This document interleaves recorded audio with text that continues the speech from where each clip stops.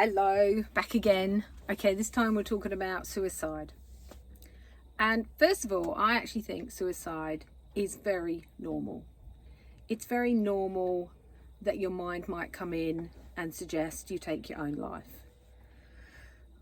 Your new brain, the neocortex, is there to keep you from emotional pain. So of course, when you're in a lot of pain, you feel overwhelmed, you feel grief-stricken, bereft, heartbroken, your mind is there to keep you from emotional pain. So often more than not, it will come up and say, well, just take yourself out. So in that sense, it's very normal for your brain to come in and tell you how you might get out of emotional pain. It doesn't mean it works for you, doesn't mean, it's going to be helpful. The thing is, if you're in constant pain and you don't know how to manage it, and we've talked a lot about this, repress, deny and avoid, you go into depression. The worst kind of pain of all is, I think, disconnected from the heart and soul of who you really are. And so I think it's very normal that your mind might come in, and the problem becomes a problem when you think that thought over and over and over again. And this is where taking control of the one thing you can take control of is really important. But a lot of people that go down this path kind of haven't got that ability, or they've never learned to do that. And so they have maybe lots of big feelings that they haven't even shared. They maybe even never talked about this feeling of what's the point, or a lot of people don't share their deep down heartfelt feelings with anybody. I mean, we've all been taught not to feel, and so to actually express that then and speak to someone. Now, the reason that's why I think more men take their own lives is because they've been doubly conditioned, and really they don't like talking about their feelings, and actually when they do, their testosterone levels go up, they feel down rather, and they feel worse. When we do it as women, our estrogen levels go up and we feel better. That's why women process through talking, and that's why we need that sisterhood. Men, not so much. That doesn't mean they don't need to talk about their issues. They need to be taught how to talk and create safe environments for them to do that. So suicidal thoughts are completely normal. So let's start there. But what happens is they become a habit, and we are really good at forming habits, aren't we? Which is great, because that's how we know how to drive the car every day. Our brains are kind of habit forming. They like doing things continually, because then they get really good at it. You get in the car and you do it every day, and you get better and better, and you do things every day and you get better and better. So our brains are wired up to be habitual. And so that goes with thoughts as well. So negative thoughts like, I want to, maybe if I take my own life. And so that thought becomes a repetitive thought, and then it moves into, well, how would I do that?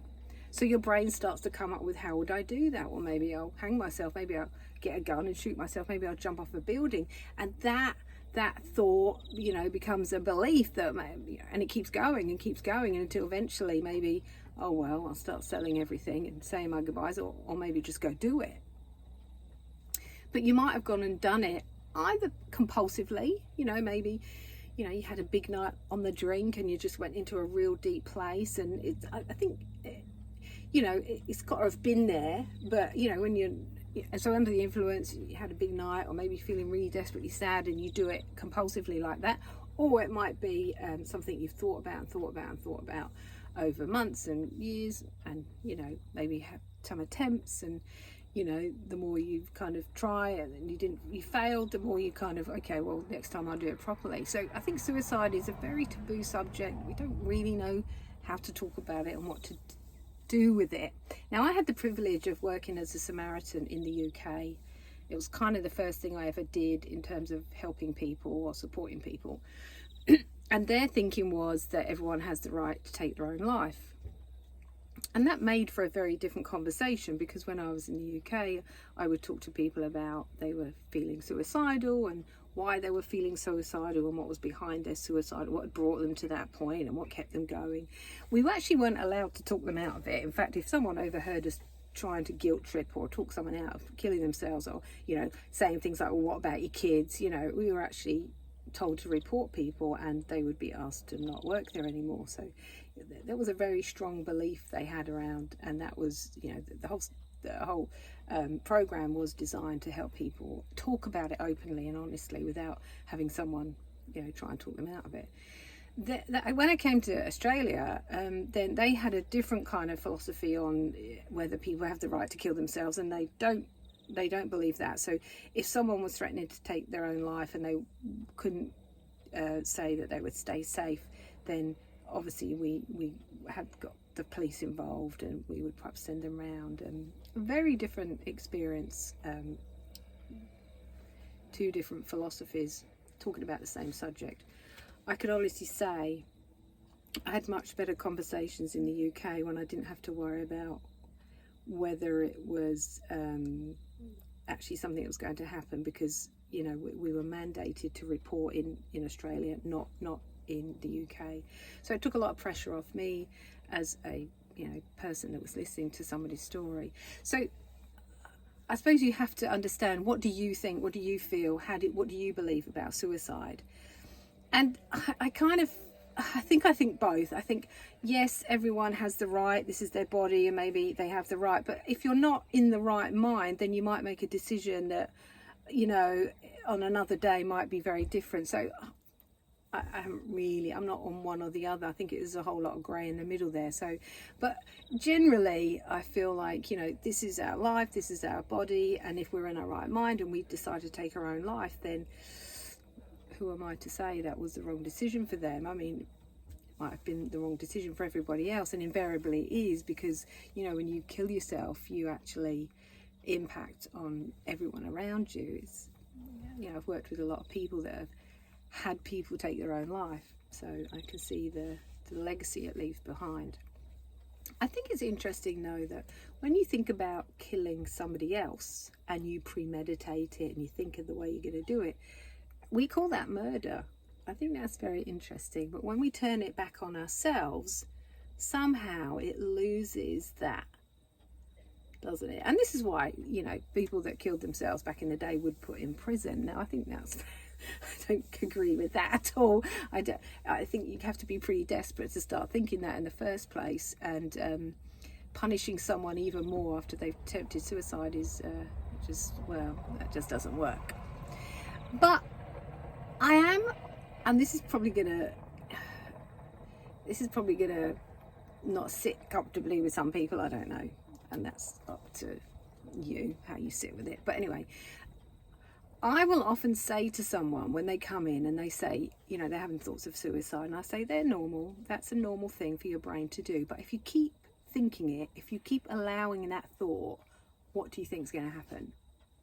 Or maybe you'll start to think about how, and then you might even do it. And I say, so while we're working together, I want you to commit that you're not going to do that. After we've finished, that's up to you, do whatever you want. But while I'm working with you, that's not fair on me as a therapist to think, oh, you're going to turn up the next day. So let's take it off the table. That's not an option. That's not an option that you go and kill yourself. And they agree to that. I did have one client that wouldn't agree to that, but that was another story. I've been working with him a long time, and anyway, he's still alive, so that's good.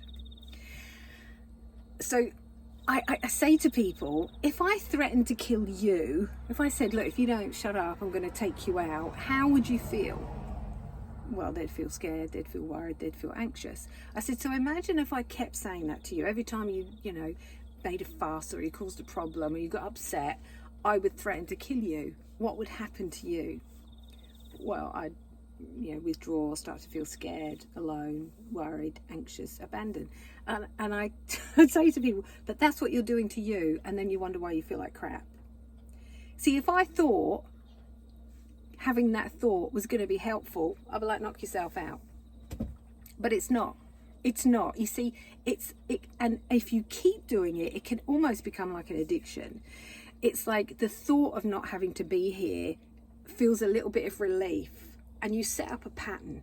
It's like it sets up a pattern where every time I think about taking my own life, I feel relief. But actually, it only lasts a moment. It only lasts a small space of time, like anything, like any addiction. If I smoke drugs or, take pills or whatever it is, I feel okay in the moment, but then afterwards you have to deal with it. You know, it might feel like crap, get a hangover. You know, if it's spending or if it's gambling, you might feel the ramifications of, oh my God, I've got no money for the rest of the week. Or yeah, everything, there's a price to pay in some of this stuff, isn't there? And it's the same with suicidal thoughts. And this is why I think, yes, it's normal, but you have to control this. And if you don't, you are undermining yourself to get better. Because every time you use that as an option, you terrify yourself. You make yourself feel scared, alone, worried, and even more so than perhaps you already are. So suicide, you have to pip it. That's why initially a lot of people will. I talked about it in this another video about, yeah, you know, there was a moment where my head went, oh, why don't you take yourself out? Because I was in tremendous pain. But then another side of my head went, don't be ridiculous. And it counteracted that. And I never thought that again because I didn't want to die. I just didn't want to be in pain. And so it's about realizing this is your mind. And the one thing you can control is your mind. You have to tame the wild beast that is the mind. Now, if I let this just go, run roughshod all over me, it's going to tell me all kinds of things. Well, why don't you take yourself out? It's like a little whisper. It doesn't shout it. It's like a little, why don't you take yourself out? Then you won't feel in pain. And maybe that's true. I don't know what happens after death. I don't know. So when I work with a client, I'll often say, it's okay. Yes, they're normal, but you have to start taking control over that and stop allowing that thought to come in, because you have to commit to not doing that, and you have to rein those thoughts in. You have to tame the wild beast. And so it is normal. I think it is something that happens when we're in a tremendous amount of pain. Does it work? No, it doesn't. It actually undermines our ability to get better, because it's like any addiction, drugs, alcohol, you name it. It could be shopping, it could be working, it can be sex. You know, you buy into this thinking, this allowing this to keep going around and around in your head. Then what do you think is going to happen?